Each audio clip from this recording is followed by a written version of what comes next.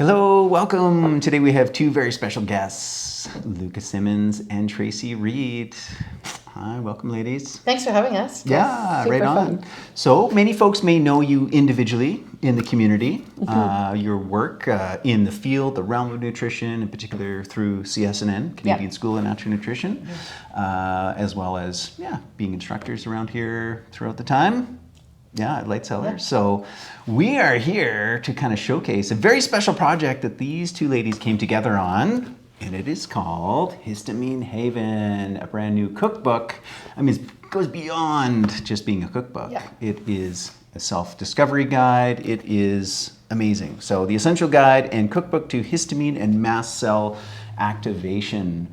If you know what that is, you're in the right place. And if you don't know what that is, you're about to also learn. In the right place. Also in the right place. Yeah. And may we open the rabbit door for you. For sure. Yeah. So this is an incredible resource, first of its kind. Yes. Yeah, absolutely. Yeah, for mast cell, yeah. And very needed in today's world. So maybe let's start there. What inspired you to put this together?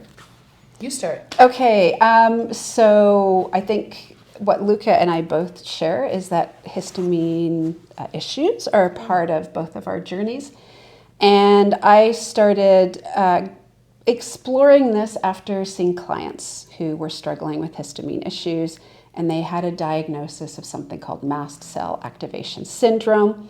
That is sometimes shortened to MCAS, so that's an acronym that's used. And that, as Luka has suggested, there's that little rabbit hole that you go down little. for. It's not very little. It's a big rabbit hole. Yeah, for research. And I'm a bit of a research geek.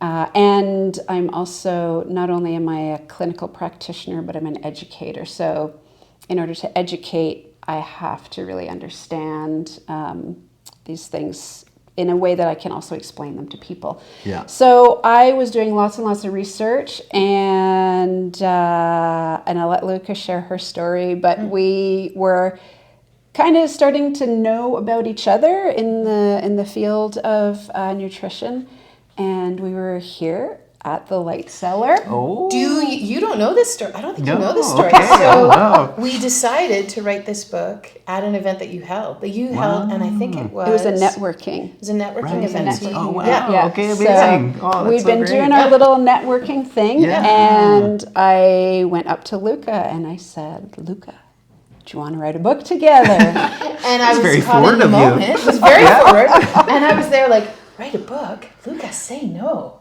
Don't write a book. That's a lot of work. You are essentially lazy. Okay, I'm not really actually lazy, but I thought, but it's Tracey Reed. Like, say yes to Tracey. So I said yes, and then it took off from there. Amazing. And we both come at it from different points of view. I didn't realize so many of my clients actually had histamine issues. Right. And I didn't know it was a thing, and I didn't understand it until I had to figure it out for myself. And it was one of those, I was at a cooking conference, or weekend cooking for the GAPS protocol. Yeah. Down in Colorado, and somebody at the event said, "Oh, it sounds like you have histamine issues." And it was the first time I heard the word. I'd already graduated from CSNN. I had gone down the rabbit hole of the gut health piece and all these other things, and was doing all the right things, big quotation marks, and wrecked a few pairs of pants in the interim because I have histamine issues, as it turns out. And so when somebody said to me, "You have histamine issues," I thought, what? Let us go down the rabbit hole. And rabbit hole it was, and it was a rabbit cave, actually. Right. And so when Tracey said, "Do you want to write a book?" I thought, well, actually this is going to be really good for me, because I'm like Tracey, like if I have somebody who has an issue, I'm going to research the pants off of everything going on in order to understand what's happening and figure out how to put pieces in place. So I thought, this is going to benefit my clients and me, of course. But because I had already started to figure out the histamine piece, I thought, yes, of course I will. Like, it was very obvious to me. And so then we said yes. Cool. And there's one thing I want to pull out of Luka's story. So she talked about the gut health piece, and she and I shared this experience on our journeys, where we were doing GAPS specifically. And so GAPS really emphasizes meat stock, bone broth, and a lot of fermented foods. Yeah. And for me, it was the fermented foods that were kind of the red flag. So I was doing them all. I was doing, yogurt and kefir and kvass and culturing like any vegetable you could possibly culture. And I was developing new symptoms that were not pleasant. I was developing nerve tingling down one of my legs and urinary urgency, which for those of you who aren't familiar, that's when you almost pee your pants because you have to pee so urgently. And so I was pretty embarrassed to talk about that at the time. Now I talk about it a lot because I need people to recognize that this is one of the potential symptoms. And for Luka, it was the bone broth. Was it? Yeah. Oh my. Yeah. And so for me, it was a bit more gradual. Luka's was like a fairly abrupt explosion. Yeah. So there's urinary urgency and there's bowel urgency. Yeah. And I don't know if urgency covers it. Yeah. But nobody. It's interesting. Low histamine diet, and our protocol goes kind of beyond low histamine for a variety of reasons. But a low histamine diet has been around for decades. Right. So part of me is like, why is nobody really talking about this? Why is this not been popularized the same way that like an autoimmune protocol or sort of, gut protocols have been? And it just feels like it's this big missing gap. But I'm going to backtrack a little bit. So with the urinary urgency, it took me about a year to actually figure out it's fermented foods, because it wasn't like I'd have sauerkraut and then right away would have to urinate. Like it wasn't that kind of sudden connection. So it was like, where I'd like a few months in, I'd kind of be like, on the days I'm eating a lot of yogurt, that's when I notice like I'm rushing to the bathroom and not quite making it. So, and then, not having like heard very much about histamine, I had heard it in the GAPS community a little bit, but it was a long time figuring. I don't want other people to have to go through the same struggles that I did. So that's part of why we're getting out there, trying to educate people, and part of why the book is out. Yeah, cool. Yeah. And I know as holistic nutritionists, if I may call you that. Yes. I know there's different terms and terminologies that could be used, but I mean, that is what it is. You will often be a last resort for people, right? They've been to the medical doctor, they've been this path, they're trying to figure it out themselves. And it's like, I know from teaching fermentation classes, I always say like 9 times out of 10, just add in live culture ferments and your health will improve. But there are those individuals. It just doesn't, something kind of goes wrong, goes sideways. And so often refer them to you guys. Yeah, and what you just said, like I quite literally in my client base see people who have been to not just a family doctor, but to all kinds of specialists. Right, yeah. I had a woman recently who reached out to me. She said, Tracey, I've seen 6 different naturopathic doctors and nobody's been able to help. Right. I hope you're the person who can help. So this is so under-recognized in the medical community, also in the naturopathic community. And it's, people are medically gaslighted. Right. Because they're being told, like, there's nothing wrong with you, right? A doctor will run a whole panel of blood work and say, you know what, everything's fine. Like, this is all in your head. So it's an issue that really needs to be brought to the forefront. Yeah. So if it's possible, right, somebody might be watching, I'm just like, oh my gosh, that's me. I've been down every path. I'm trying to figure things out. I don't have any clear answers. Are there any sort of indications that someone could go, oh, maybe that's what it is? Okay. For sure. So there's very quintessential things that we've talked about that we see in our clientele that's very common amongst them. First of all, it's people who really want to get answers and want to know what's going on and will keep digging. Yeah. And they are not happy with no, you're fine. And they're like, no, I'm not fine. So they know. Secondly, it's people who tend to be sensitive to a lot of things. So if you're the person who walks down the aisle at the grocery store where the soaps are, the laundry detergent, and you're the person who's like, oh my God, it's going to take me 6 hours, I'm going to vomit, it's going to be awful. Yeah. So if you're the person who reacts to scents, if you're the person who reacts to pressure changes. So here in Calgary, we have Chinooks, and Chinooks can really do a number. You hear about, oh my gosh, I had a migraine because of the Chinook. Well, hi, mast cell. Right. Just for you to know, perhaps there's a mast cell component. A person who is sensitive to sound, to noise, to scents, to lights, to Electromagnetic EMFs fields. and things with the Wi-Fi and that sort of type of thing. Or if you're the person who's sensitive to supplements or to other things where, your practitioner may say, I want you to start taking these herbals. And you go away and you try them, and then they do not work the way that the herbalist thinks. So this is also part of our work is in helping educate, I suppose, or help turn on the light for those people who are practitioners to say, okay, when you have someone like, for example, for me, any kind of manual therapy used to make my symptoms even worse, and the pain would just skyrocket. So, we've done a few talks at clinics where there's manual therapy and physiotherapy and those types of practices. Osteopathy. Yeah. And we say, okay, so if you have clients who don't react the way you think, or if they come in and they're guaranteeing you they're doing their exercises, but their situation's not improving, that's an invitation to dig a bit deeper and see if there's some mast cell involvement there or histamine. Diagnosis aside, that's an indicator. So the sensitive to all kinds of different things, from things you can touch and feel and see and smell to the way that your body reacts to things is for sure. And I think the other thing that I would add is for some people, not everybody, but for some people they exhibit very classic allergic types of symptoms. So they might get rashes or swelling and itching where they can't piece it together to what the trigger is. Yeah. And they might go to their doctor and get referred to allergy testing, and that testing will either come back with nothing, like you're not allergic to anything. Sometimes it also comes back with you're allergic to everything. Right. And that's not actually the case. You're not allergic to everything, but your mast cells, again, Luka's been talking about being sensitive, your mast cells are just sensitized.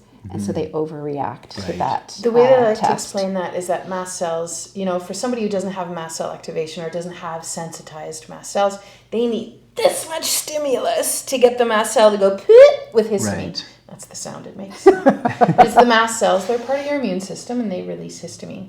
So somebody who's not sensitive needs this much stimulus. Right. The person who has mast cell activation of some sort or who is quite sensitive needs this much stimulus. And so it's this constant release. And part of what adds insult to injury, I'm sorry to be such a bearer of bad news, but the histamine being released triggers the mast cell next door to then release more histamine. So it's kind of this boom, boom, boom, boom, boom. Yeah. Like it's a steady release. And then in addition, so we call ourselves Histamine Haven because histamine is the most researched chemical mediator that is released from mast cells. But there's actually over 1,000 different chemical mediators. Yeah. And so this is why, we've kind of been talking about sensitivities and allergic type symptoms, but really any symptom can show up as part of this, just to confuse the whole matter. Like everybody has different symptoms. Yeah. Because these cells, because they can release 1,000 different potential mediators, they're going to release different things for every different person under different situations. And those are like a little language that goes and communicates to other cells, which will result in symptoms. So it's just it's so diverse. And people think of histamine as being an allergic type of response, but it can, it's the histamine plus all of these other mediators that just, it's overwhelming. Yeah. And part of the issue too is I always use my poor neighbor Mandy. Sorry, Mandy. But I used to have migraines, and Mandy has migraines. So both may be driven by histamine, but we both may have different reasons or different triggers as to why they're showing up. So it takes a very individual approach from person to person to try to figure out what's going on behind the scenes and how can we calm your body. And that's why we call it Histamine Haven. You need to create safety because you can do all the food pieces you want, but if you're not creating a safety place, you're not going to see the results you want. Yeah. Sorry. I feel like I'm going against what we're about when I even just say that, but it's to be honest, you can't, you need safety. Yeah. And we talk about that in the book, right? Obviously as nutrition practitioners, our goal is to create safety with food, but there are other ways that you need to be creating safety. So we outline some of those in the book. We wanted the book to be the essential, this is all the information you need in one place. So even though the book is primarily a cookbook to get people started on that dietary journey, it is also a resource to say, like, here are the other ways that you need to look at in your life and create safety within these different aspects of your life as well. So. Yeah, cool. Well, definitely a guide. And in the beginning of the book, really kind of laying down the philosophy, the science of it. How many references here from me? Over 150. Yeah, for Yeah, sure. many hours digging into the research. Yeah. Yes. Yeah, and then kind of a self-guide to navigate this, right? I'm sure you guys, part of your incentive to write this was so you don't, you can empower people to take this journey on themselves, right? Exactly. Yeah. Yeah, Yeah. because they've already been to 10 practitioners, Yes. and maybe they touch base with you, right? And, here's a big part of that piece of Yeah. yeah. Yeah. And it is very, very much, it has to be a process of self-discovery because with mast cells, for many people, histamine content in food is a trigger, but not always. And it is with some foods and not with other foods. So for example, mushrooms tend to be high histamine. I tolerate mushrooms really, really well. Right. Green tea. So Luka and I have totally different responses to green tea. Like, Wow. Can't. yeah, Yeah. she can't do it. I can't. Moringa, we're like the complete opposite. I can't. She can. Yeah. So you have to go through this process of self-discovery and like be a detective, right? Like, Right. does this food work for me? Is it causing a flare in symptoms? Or do I feel in a calm place with this food? Good. So, yeah. Yeah, and you've really kind of guided people through stages, right? Yes. Of like kind of the discovery, figure that out. Okay, start from here, and then you can kind of progress through, right? Yeah. Do you want to talk about Yeah. our first stage? Yes, we've got 3 stages, and it was meant to be like the first stage is that reset. So if you need oh my gosh, I'm in a flare, just go back to stage 1. And all the recipes are marked stage 1, 2, or 3. There's variations for each of the stages if you need to as well. For some like the liver, you can't have in stage 1 because it is high histamine. No. But this is just another point. I will come back to the stage. But for example, so liver has the right balance of nutrients you need to make one of the enzymes that breaks down histamine. So, but liver is high histamine. So you have people saying, no, you can't eat liver because it's high Right. histamine. Okay, but wait. Yeah. A food is not clean or dirty, good or bad. Like, there are pieces to each that can offer something. Let's work at reducing how reactive your body is, and then let's bring that food in because, honey, you are missing those nutrients, and that's maybe one of the reasons you can't break down the histamines that are spent. Like, maybe that's part of what the issue is. Is that enzyme even working? Okay, so, excuse me, sorry, back to the issue. Stage 1 is that low histamine, and it's the lowest histamine one. We've also reduced the lectins in that first stage, and lectins are one of the compounds that are found in plant foods typically. So in, tomato skins, potato skins, but also nuts and seeds and beans and grains and legumes and all of the plant world. So lectins offer this brilliant stability to the cell walls of those plants. Well, lectins also tend to trigger mast cells to release histamine. Lectins also have a potential of driving leaky gut or pushing apart the junctions of the cells of the intestinal lining, resulting in leaky gut. So leaky gut can be one of the drivers of why you can't clear histamine. So you need to, it's not just going low histamine, it's going low histamine to reduce some of those compounds coming in, reduce the lectins as well, and at the same time introducing the gut repair piece, which needs to be done. And then the first stage is that first stage you can come back to when you're in a flare. Stage 2, we start to develop into a little bit more like the detective phase, like Tracey was just mentioning. And that's where you start to see, are you still reacting to things? Okay, let's see. Is there salicylates? Is there oxalate issues? Sulfur is yet another compound, since we wrote the book, that we're realizing might be one of the contributing factors. FODMAPs can be for some people, and they won't be for everybody, but they could be. So that's where that detective piece comes in. So that's the second stage. And the third. And then the third stage is really, really focused on bringing in nutrient density. So again, foods that might be higher in histamine, like the liver, and we've got nutrient density throughout the whole process, but this is really focused on, okay, we know there's some foods that are high histamine, but they can address some of the contributing factors. So let's bring them in. Again, this is not like I have to bring this food in. This is I'm going to bring it in, see how my body does with it. Yeah. And then, if it works, great, add it in. If it doesn't, I'm going to leave it out for a little while longer and try it again later.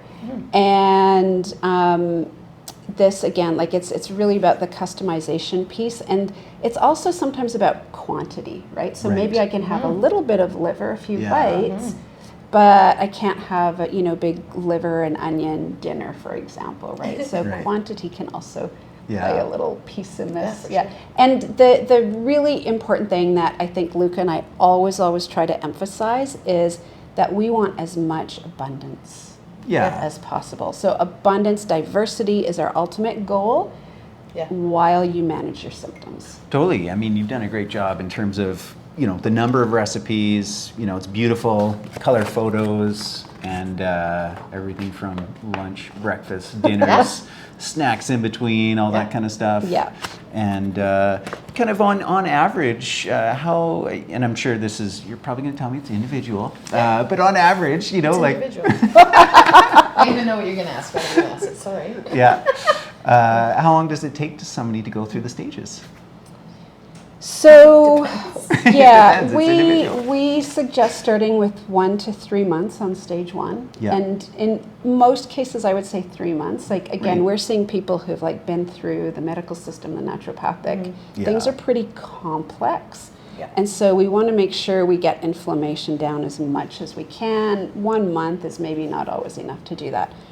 So 3 months, and then slowly, that discovery stage is not a fast process, right? You want to give yourself a few days with a new food, a few bites at each meal, see how you're doing with it. And then if it doesn't sit well with you, you need a few days to kind of wash out, right? Let things settle down again. So it's not a speedy process by any means. And then and again, it's always moving. Yes. Like if stress comes into your life, then things. That doesn't ever happen to anybody. No. My car broke down this week. So often we find is that there are situations. Even the smoke. We've had smoke here recently, right? That can trigger things. So then you might have to go back to stage 1 for a while to just let things settle down again. So. Wellness is a journey, right? It is. There's no end. It's a journey, and you have dips and these ups and downs, and you just kind of ride them. And the goal is to ride them as best you can, and maybe have the severity of those ups and downs decrease, so they're just little ups and downs. That's the goal, and that is the goal. That's really the goal, because this is really tricky, and I feel like we're kind of firing ourselves, but. Going low histamine doesn't fix a histamine issue, right? So that's also the other part of this. Like I have clients, and I love them, but they're like, well, I've done low histamine for 3 weeks. How come I still have symptoms? Or I've been going low histamine for a year and I still have symptoms. But we're not advancing in the other pieces to figure out what's driving the histamine issues. What are your triggers? How is your blood sugar regulation? How is your thyroid working? How's your metabolic health? How is your liver clearance? How are your kidneys clearing? How are your adrenals? Are they really stressed out? How is that stress response in the body? Is it being triggered all the time? Is there some type of low-grade inflammation that may be prodding this to happen all the time? So it's going to be different for each person. So the going low histamine is that first bit to reduce the reactivity. And then the goal, like Tracey says, is to bring in that diversity and variety, and then to work towards letting go of labels on foods and then just going for the real food, and as much as you can, bless it and get on with it. And to use myself as an example, I've been on this journey for 4 years. And as much as I've tried to identify what all those triggers are, right? I've addressed toxicity, I've addressed mold, I've addressed birth trauma from being like a premature baby, right? I've looked at intergenerational trauma. There's so many things to explore. And while I feel my symptoms are managed, I still feel like I have a really long ways to go on this whole process to find that place of we're good and steady. But the main thing, you're on the journey, a few steps down, and you know how to manage it. Yeah. Way Yes. better than you. Well, how yes. different are your symptoms now than they were maybe 5 years ago? Yeah, so many of the urinary urgency isn't an issue. No. Thank God. Yeah. Yeah. And I had eczema on my hands for 40 years. Wow. And so that is largely under control. And now I'm campaigning for her to be a hand model. Because her hands are gorgeous. Like, they're all over the book. Yeah. I was just going to ask, whose nails are those? My nails are not so nice. I think I recognize right there. Yeah, there she is. Yeah. Yeah, Yeah. cool. So you mentioned learning about sulfur. Were there any other kind of, surprises, shall we say, or kind of discoveries that you made in the process of writing the book? Don't write a book. That would be the first discovery. Right, yeah. True. I don't know. Were there good... that's a good question. Were there surprises? If there were, it's kind of rewritten now that when something shows up, I bet you that's histamine mediated. Oh, yes, it is. That's not a surprise. Like, for example, so there's a history of glaucoma in my family. And so just out of curiosity, 2 months ago maybe? And I said to Tracey, geez, I wonder if glaucoma, like, it's autoimmune. We were getting ready to do a big block on autoimmune and see how mast cells and histamine are involved in autoimmunity. And I thought, I know glaucoma is like one of the new it's just been figured out that it's an autoimmune condition. And so I just was looking it up and of course, Would you be surprised? No, I'm not. No. So it's one of these things where I think initially it was kind of this, and now it's, oh, of course. Yeah, so in the book we have a list of conditions that have been researched to have histamine or mast cell involvement. Right. And the list is also on our website. Yeah. It is much longer than what was in the book. Right. So the research right now into mast cells is really exploding.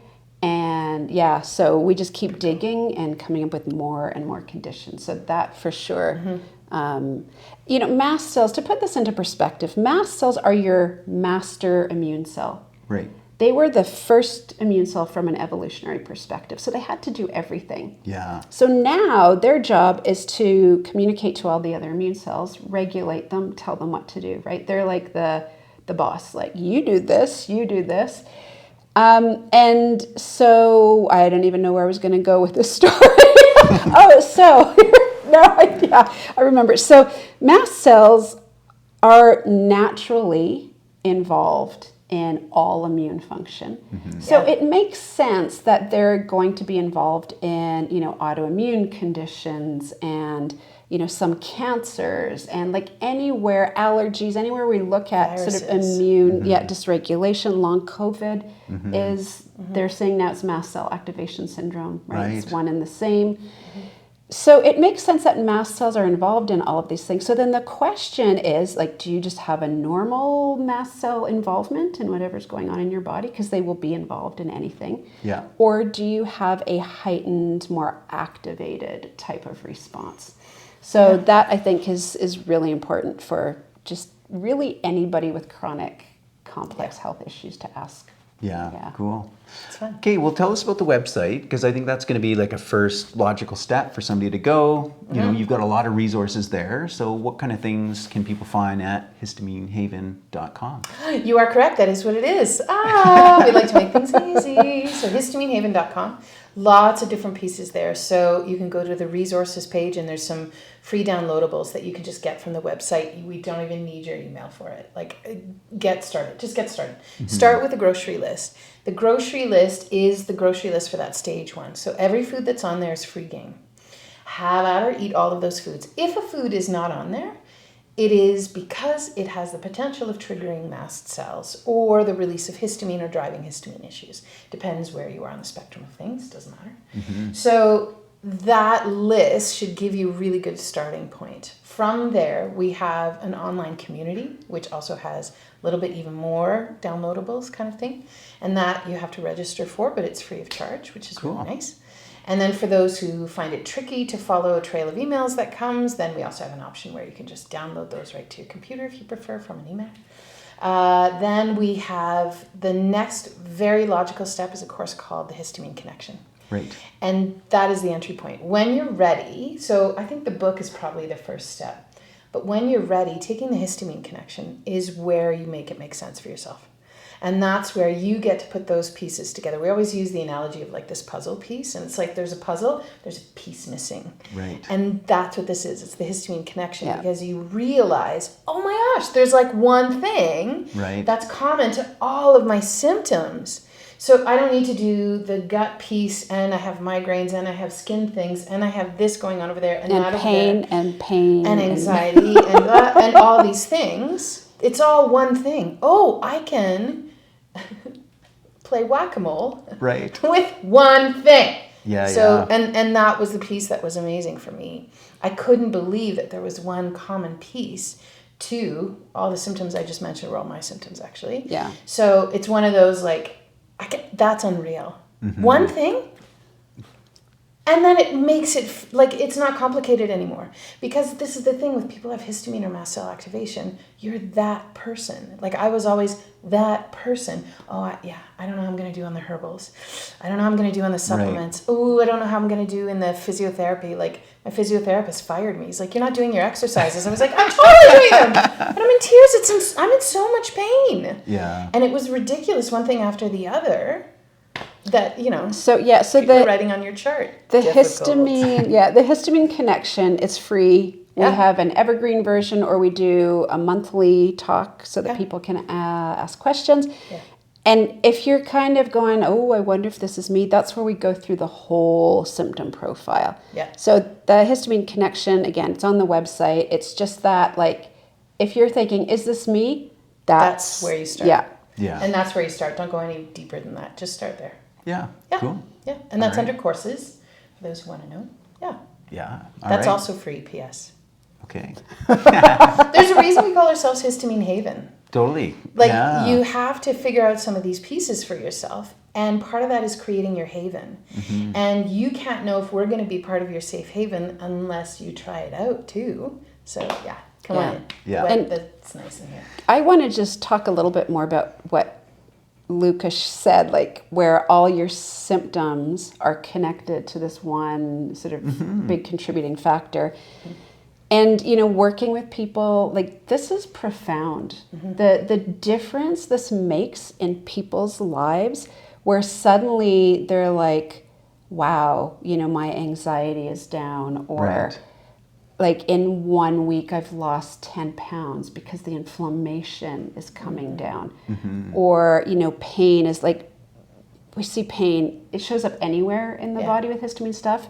It can be joint pain, it can be like the migraine, headache pain, it can be chronic pain. Yeah, it can be bladder pain, chest pains, like there's all kinds of, for women, PMS pain.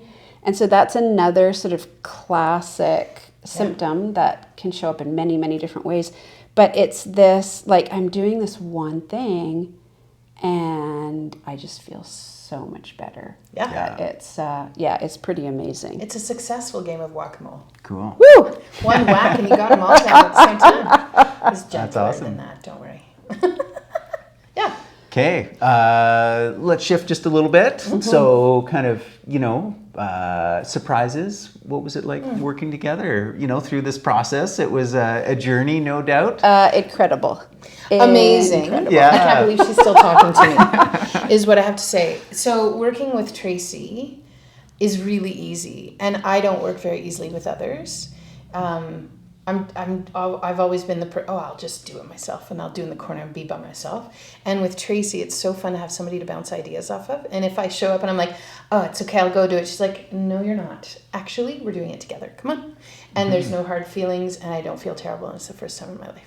So thank you. Aw, sweet. Luka and I have very different skill sets, but surprisingly, we have a very similar vision as to like what we want, and it was never really discussed at the outset. It just kind of happens. Yeah. So we are like, we're just better together. We fill in each other. Yeah, we are better together. Yeah, the sum is greater than, you know what I mean. Yeah. I don't know what the expression is in French. Sorry. Yeah. Yeah. Cool. So if you're watching this interview in time, we have an upcoming event. Yes, we Yeah. are so excited, especially given the fact that the little germination of the book started at the Light Right. Cellar. Yeah, how appropriate. Yeah, we're Cool. really, really excited that we're partnering up with you for the official launch of the book. Yeah, it's happening June 6th. For those who are in the Calgary area, we will have a link wherever you're watching this for where you can register for the tickets. Yep, it's free. What? That's right. One day we're going to make a little bit of money. It's not happening. Buy the book. That's all I have to say. But so we're doing the event here at the Light Cellar. It's open doors at 7 p.m. And then we have some treats. I want to know what you guys are cooking up because we've chatted a little bit about, could you? Yeah, we will, but we'll get into that after. It's still under wraps. It's a secret. So there's going to be something yummy. Oh, totally. That's all. Yeah, Well, of lots course, of it's goodness. the Light Cellar. For sure. And a haven of community, right? Yes. Most importantly. So folks will be able to connect with Luka and Tracey, in person, ask questions, get the book signed. We'll have a little kind of like meet and greet, book signing, chatting, tasting lots of samples, and, try some of the recipes. Yeah. This is not just boiled meat and blanched vegetables, right? It can be, but it doesn't have to be.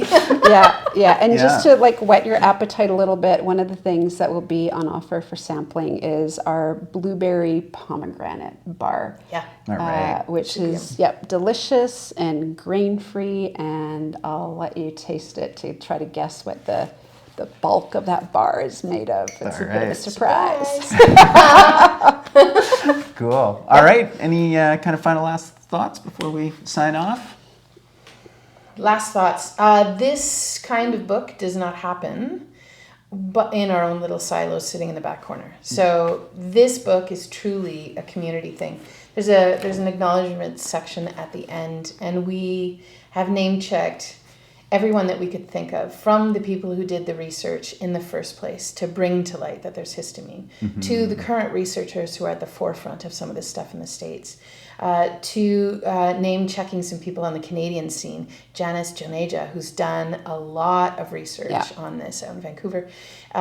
There's also our local community. When we were putting together the book, this is completely self-funded.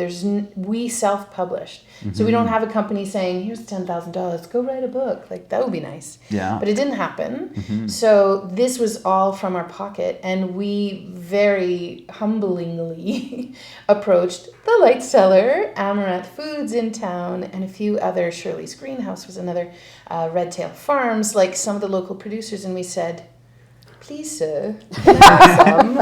And we were supported by so many. And it was just so, from the point of view of having an idea, to feel the support of the community that you're going to be sending people to, just felt like, let's do this. Yeah. Like, we're doing the right thing. We had over 70 people testing the recipes, which was a monumental task, but also super fun to hear the feedback. Oh, you should do this in the air fryer. And Tracey and I are like, I don't know about the air fryer. And they got these, I don't have an Instant Pot. Okay, we got to alter the recipe for those who don't have one. Of course. Right. Okay, thank you. Good idea. And so it's a community event. It is a community thing, this book. It's not just Tracey and Luka. Yeah. It is a community thing, and we would not be where we are if Calgary was not the way it is. Yeah. Amazing. So thank you to your part in it, to the store. Totally. Yeah. And this is truly a thank you to everybody who pre-purchased the book, because we could not have gotten it to print without the money that was coming in. The funds were out. Yeah. So thank you. And all the recipe testers, like, that's so important. Like, how many cookbooks are out there that have just like, oh, well, whoops, like, did they really triple, quadruple test that? Yeah. Now that I've gone through it, I go through some of my recipe books. I'm like, oh, you didn't have recipe testers, did you? I could tell. Do you need a project manager for your next cookbook? But it is a community affair, and we are really, really so very grateful for everyone, from our families to our local community, for the support, and to the people who are like, get on it. We need the book. Yeah. Yeah. And you know what, talking about Clients. Calgary, I mean, many, many cities in the world, right? The diversity that we have now, we tried to bring that into the book Yeah. and reflect different cultural dishes as well. And so that like anybody could pick it up and go, oh, you know what, here's a comfort food Yeah. that I've grown up with that is familiar to me. And we've just done a whole spin on it. And Yeah. And no, there's no awesome. mac and cheese. Sorry. Yeah. Sorry. There's going to be new comfort foods though, Yeah. for sure. Yeah. All right. Cool. Well, check it out, histaminehaven.com.